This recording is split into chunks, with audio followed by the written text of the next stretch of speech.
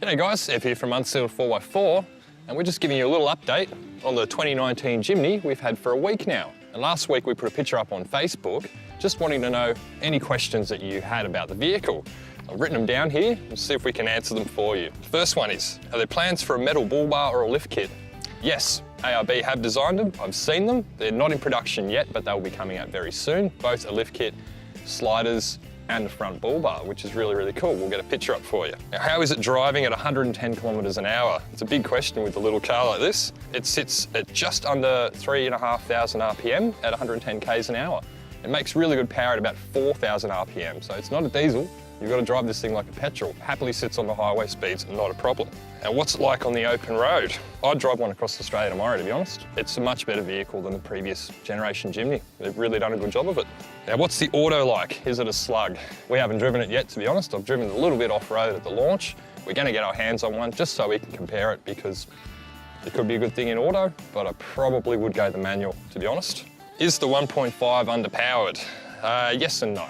It's a good motor, it revs freely, it's not as busy as the old 1.3, but you definitely notice it with 4 adults on board. You notice it. It's not really going to be a land speed record sort of car. With 2 people in it, more than capable, more than capable. It's a good motor. What can it tow? You probably bought the wrong car if you want to tow.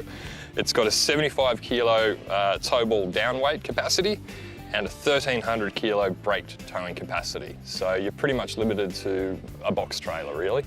Maybe a jet ski if you're into that sort of thing. Any plans for a diesel motor? Look, not that I know of, and I don't think it'll happen, and I also don't really see the point because it's going to be heavier. You want this car to be light, you want it to be revvy and fun. The petrol motor's fine, it uses bugger all fuel. I wouldn't bother with a diesel. Is it a mountain goat like the previous models, the last question we had? Yes, yeah it is. It's really, really capable. With the new traction control system it's got, it genuinely is quite good. It does lack clearance though. That's what we found with the control arms being mounted underneath the chassis rail. You tend to hit those first. So a bit of lift, bigger tyres like a 235 75 15, which you can legally run on this and readily available from most manufacturers.